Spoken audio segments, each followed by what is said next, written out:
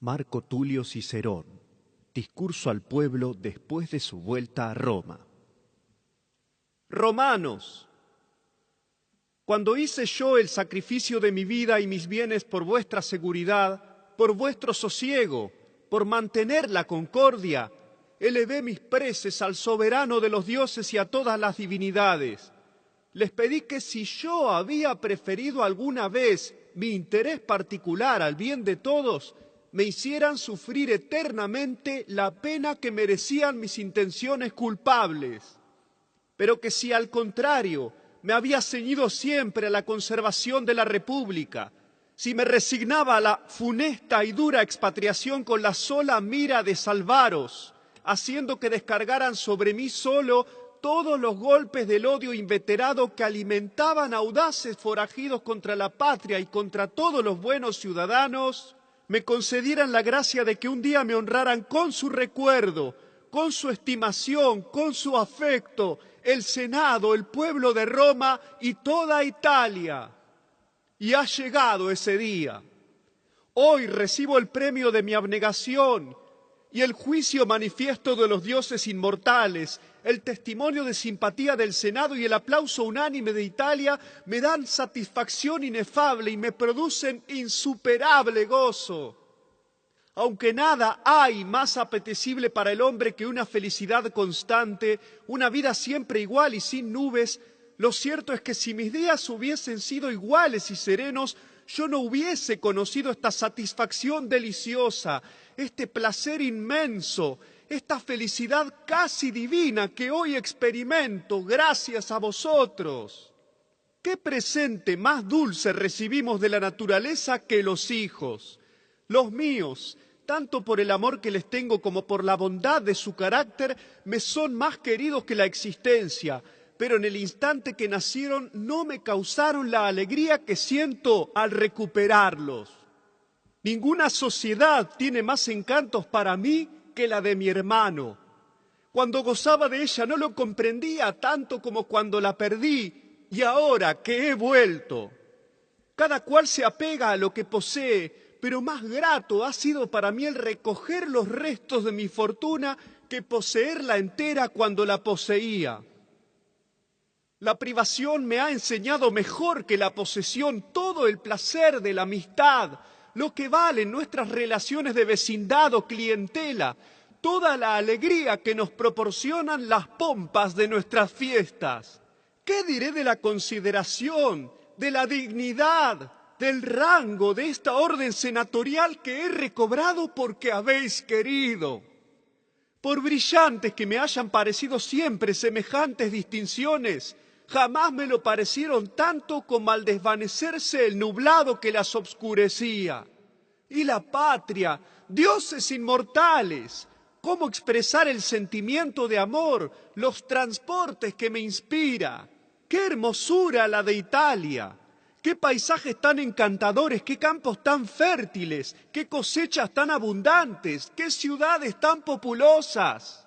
Y Roma, qué espléndida capital, qué urbanidad la de sus habitantes, qué dignidad en la República, qué majestad en vuestras asambleas. Nadie ha gozado más que yo de tantas maravillas, pero así como la salud se aprecia más después de una enfermedad, así todos los bienes cuyo disfrute se ha interrumpido ofrecen mayor encanto que los poseídos sin interrupción. ¿Por qué me extiendo tanto acerca de este punto? ¿Por qué? Para haceros ver que no puede existir un hombre tan elocuente, un hombre dotado tan poderosamente del talento de la palabra hablada que sea capaz, no digo de realzar y embellecer, ni siquiera de expresar la grandeza y el número y la importancia de los beneficios que habéis derramado sobre mí, así como también sobre mi hermano y mis hijos. Mis padres me dieron un nacimiento obscuro. Vosotros, romanos, me disteis categoría consular. Cuando me dieron un hermano yo ignoraba lo que él pudiera ser. Cuando vosotros me lo devolvisteis, ya había recibido yo pruebas admirables de su ternura fraternal. Acepté el gobierno del Estado en la pendiente de su ruina Gracias a vosotros salvé la República y todos los ciudadanos han acabado por reconocer que fue salvada por un solo hombre. Los dioses inmortales me habían dado hijos, vosotros me los habéis devuelto. Yo había recibido de ellos otros bienes deseables. Si vosotros no me los hubierais devuelto, esos presentes del cielo se hubiesen perdido para mí. Por último, los honores que sucesivamente me otorgasteis y que juntos me arrebató la suerte, me los devolvéis, romanos, en un solo día. De manera que los favores recibidos en épocas diferentes, de mis padres, de los dioses y de vosotros mismos, el pueblo romano me los restituye, el pueblo entero. Si la magnitud del beneficio es tal que excede a cuanto puede decirse, vuestra benevolencia y afecto se declaran de una manera tan conmovedora que, a mi parecer, no solamente ponéis término a mis infortunios, sino que dais a mi gloria un nuevo brillo. Efectivamente, no se ha visto para mi regreso como para el de Popilio, que hijos, parientes y deudos implorasen el perdón del pueblo con acentos suplicantes. No se ha visto como para el ilustre Quinto Metelo, que intercedieran un hijo, un excónsul tan considerado como Lucio Diademato, un Metelo que había sido censor, un Metelo nepote que pretendía el consulado, ni sus sobrinos los Lúculos, Servilios y Escipiones. Esta numerosa parentela se reunió para pedir la vuelta de Metelo. Y aunque sus méritos personales y sus brillantes proezas no hubieran sido títulos bastantes, la piedad de su hijo, las súplicas de sus deudos, el duelo de tantos jóvenes, el llanto de tantos viejos hubieran sido suficientes para conmover al pueblo romano. En cuanto a Cayo Mario, el tercero de los cónsules que después de aquellos ilustres magistrados y antes que yo pasara en vuestro tiempo o en tiempo de vuestros padres por una suerte poco digna de tamaña gloria, su conducta fue muy diferente. Su vuelta no la debió a las súplicas de nadie. En medio de nuestras discordias se restableció por medio de las armas con el esfuerzo de sus soldados y con el suyo propio. En tanto yo, sin parientes, sin alianzas, no contando con el apoyo de una facción armada, no tuve para implorar vuestro auxilio más intervención que la de mi yerno, Cayo Pisón, y el luto del más infeliz y tierno de los hermanos. El luto perpetuo de mi excelente hermano y sus lúgubres vestidos era todo lo que yo tenía que pudiera excitar el recuerdo de mi desgracia. Y si no me hubierais devuelto a su cariño, mi hermano estaba resuelto, romanos, a compartir mi destierro. No podía soportar la idea de que después de vivir tanto tiempo separados no nos reuniéramos en la misma sepultura. Cuando fui desterrado, vistieron luto mientras no salí de Roma 20.000 ciudadanos y el Senado mismo. Pero tan pronto como salí de la ciudad, mi hermano solamente se presentaba al pueblo con lúgubre aparato. Era el único de mi familia que podía dejarse ver en el foro. Él ha sido para mí un verdadero hijo por la adhesión filial, un verdadero padre por los beneficios que me prodigó, como siempre fue por la ternura un verdadero hermano. De la aflicción de una esposa infortunada no pudisteis ser testigos, ni de la inconsolable pena de la mejor de las hijas, ni de las lágrimas inocentes de una criatura todavía en la infancia, porque estaban ausentes unas veces y otras veces en retiros inaccesibles a todas las miradas. Así pues, romanos, os debo tanto más agradecimiento por cuanto no me habéis devuelto a una familia numerosa, sino a mí mismo. Si no he contado con parientes que os dirigieran súplicas, mi conducta personal, toda mi vida pasada os ha hablado en mi favor, y todos habéis contribuido a mi vuelta, pues no se recuerda otra más unánimemente deseada y conseguida. Nunca el ilustre Popilio, nunca Metelo, a pesar de su elevada estirpe y de su firmeza inquebrantable, nunca Mario, el ilustre Mario, salvador de esta ciudad y del imperio, han visto que un llamamiento fuera provocado por el Senado mismo. Popilio y Metelo alcanzaron tal honor a propuesta de los tribunos, sin el concurso del Senado. Y Mario no solamente no lo debió al Senado, sino que lo obtuvo contra él. No influyó poco ni mucho el recuerdo de sus hechos, todo lo hicieron las armas de sus soldados. En lo que a mí respecta, el Senado ha pedido constantemente que se tuviera en consideración la importancia de mis servicios y tan pronto como pudo acordó mi vuelta por unanimidad. Ningún municipio ni colonia alguna pensó en la suerte de aquellos ilustres desterrados. En cuanto a mí, Italia entera me ha llamado con sus votos al seno de la patria. Los otros no volvieron sin haber exterminado antes a sus enemigos, derramando la sangre de millares de hombres. Yo he vuelto cuando todavía los que me habían echado gobiernan las provincias, cuando es cónsul uno de mis enemigos, bien que modelo de virtud y de moderación. Jamás Opimio, aquel cónsul tan enérgico, propuso nada al Senado en favor de Popilio, ni Mario en favor de Metelo, de quien era enemigo personal. Tampoco el sucesor de Mario, el elocuente Antonio, ni Albino, su compañero de consulado, pidieron la llamada de Metelo. Por mí se interesaron los cónsules precedentes. Si no se decidieron a llamarme, fue sin duda por temor de que se les creyera influidos por consideraciones personales, pues el uno era pariente mío y al otro lo había defendido yo en una causa capital. Ambos soportaron un año entero las quejas del Senado, el dolor de los buenos ciudadanos y los gemidos de Italia. Pero al llegar las calendas de enero, la República imploró la fe del nuevo cónsul como de un tutor legítimo, y Léntulo, Padre y Dios de mi vida y de mi fortuna, Salvador de mi memoria y de mi nombre, juzgó que no debía ocuparse en ninguna otra cuestión mientras la mía no se terminara. Se hubiera terminado el mismo día si un tribuno del pueblo a quien yo había colmado de beneficios no se hubiera mostrado insensible a los unánimes ruegos del Senado, a las instancias de un gran número de ciudadanos respetables y a las de su propio suegro, Opio, hombre lleno de virtudes, que le suplicaba con lágrimas en los ojos. ¿Qué diferencia entre mi conducta y la de mis enemigos?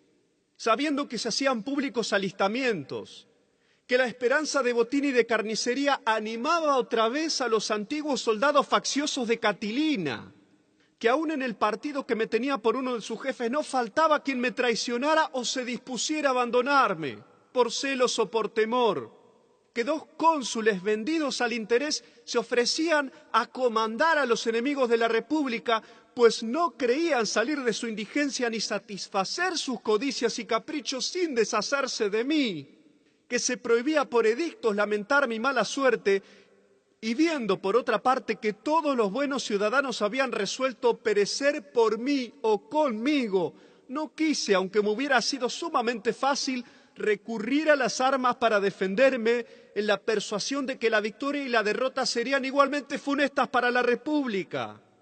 Mis enemigos procedieron enteramente al contrario.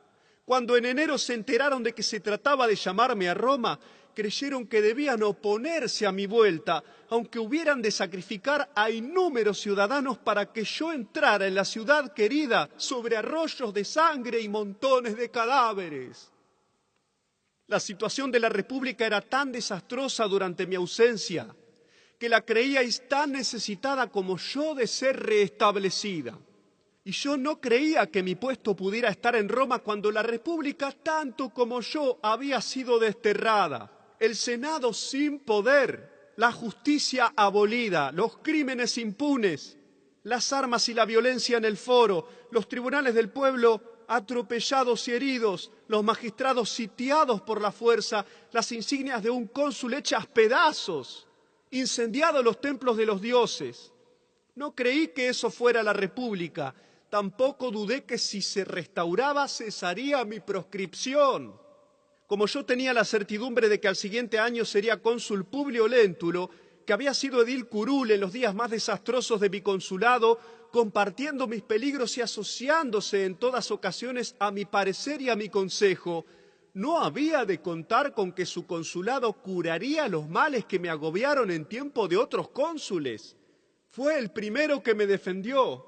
Su excelente y generoso colega, después de alguna ligera vacilación, acabó por asociarse a él en cuanto a mi defensa.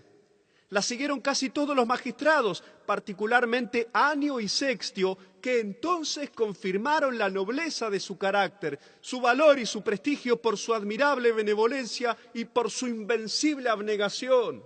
Al requerimiento de Léntulo, con dictamen favorable de otro cónsul, todos los senadores, con una sola excepción, y sin que ningún tribuno hablara en contra, hicieron de mi conducta los más honrosos elogios y me recomendaron a todas las colonias y a todos los municipios. A falta de parientes y aliados que me prestasen apoyo, tuve el de los cónsules, el de los pretores, el de los tribunos del pueblo, el del Senado, el de toda Italia. Italia entera intercedió por mí. A la cabeza de mis nobles defensores estaba Cayo Pompeyo, el primero de los hombres de este siglo y de todos los siglos pasados y futuros, por el valor, por la sabiduría, por la gloria. Debo yo a su amistad generosa los mismos bienes que le debe la República, la vida, el sosiego y el honor.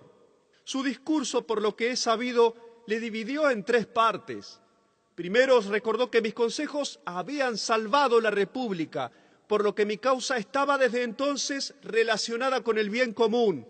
Y después os exhortó a defender la autoridad del Senado, la forma de gobierno establecida y la fortuna de un ciudadano que había merecido bien de la patria. Enseguida, para terminar, probó que el Senado y la milicia romana y el pueblo entero pedían mi vuelta a Roma. Lo que le debo, romanos, excede a cuanto un hombre pueda deberle a un semejante. Sus consejos, la opinión de Léntulo y el decreto del Senado os decidieron a devolverme la calidad a que me había elevado vuestra benevolencia en anteriores comicios.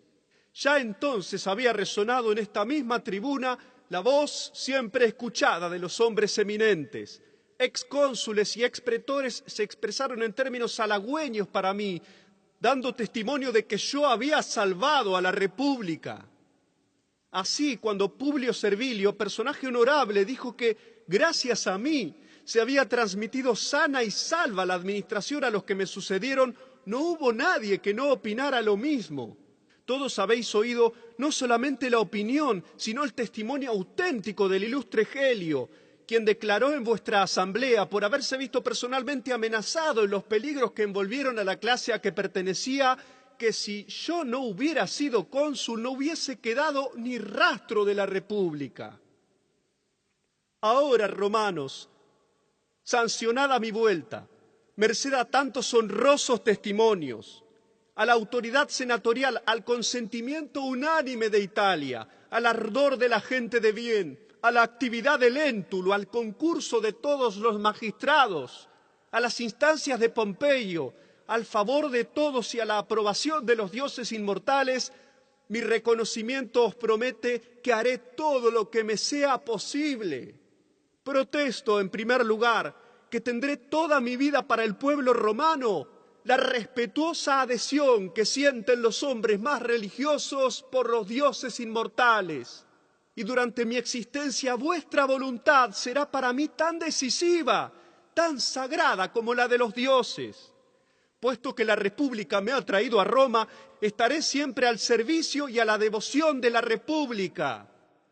Si se piensa que mis sentimientos han cambiado, que se ha quebrantado mi firmeza, que mi alma se ha abatido, es un extraño error. La violencia, la injusticia, el furor de los malvados han podido arrancarse y destruir muchas cosas, pero no han podido ni podrán desposeerme del ánimo ni amenguar mi fortaleza. Mi compatriota Cayo Mario, el más bravo de los hombres, luchando como yo contra la mala fortuna y contra los facciosos que todo lo querían aniquilar, llegó a una extremada vejez, sin sucumbir al peso de la desgracia y aún levantándose con renovada energía. Yo mismo le oí decir que se sentía desgraciado cuando vivía lejos de una patria salvada por él de la invasión, cuando le decían que sus bienes eran poseídos o saqueados por sus enemigos, cuando veía vuelta en su infortunio la juventud de su hijo, cuando empantanado en las marismas había debido su salvamento a la conmiseración de los habitantes de Minturno, cuando transportado al África en un miserable barquichuelo, había parecido un pobre digno de lástima a los mismos a quien él había regalado reinos. Pero añadía que recobrados sus honores y la hacienda de que le habían despojado, probaría que la fuerza de su alma no la había abandonado nunca.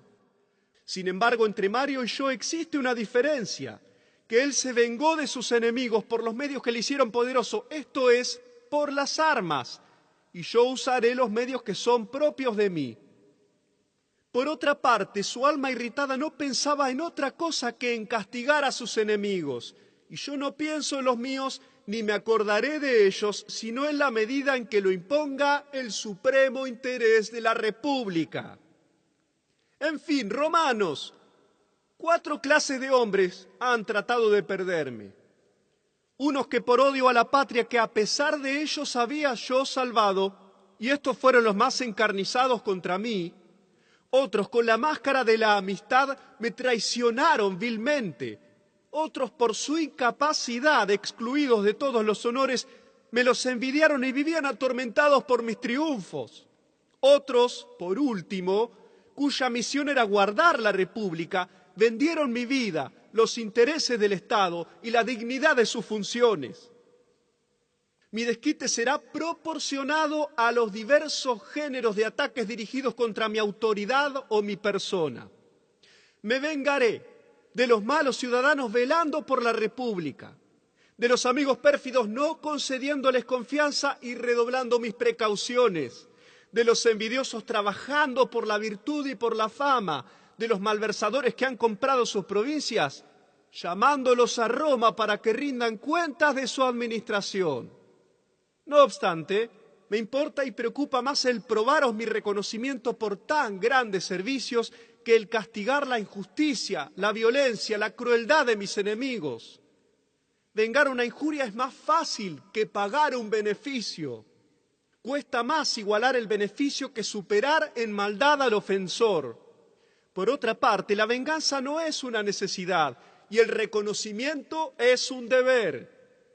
El odio puede ceder a las súplicas, ser desarmado por circunstancias políticas o razones de Estado, contenido por dificultades, enfriado por el tiempo.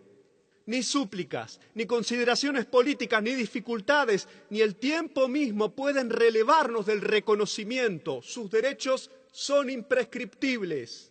Además, el hombre que renuncia a su venganza no tardaría en oírse alabar, pero cuánto no se criticaría al hombre que, colmado de favores, no se apresurara a reconocerlos.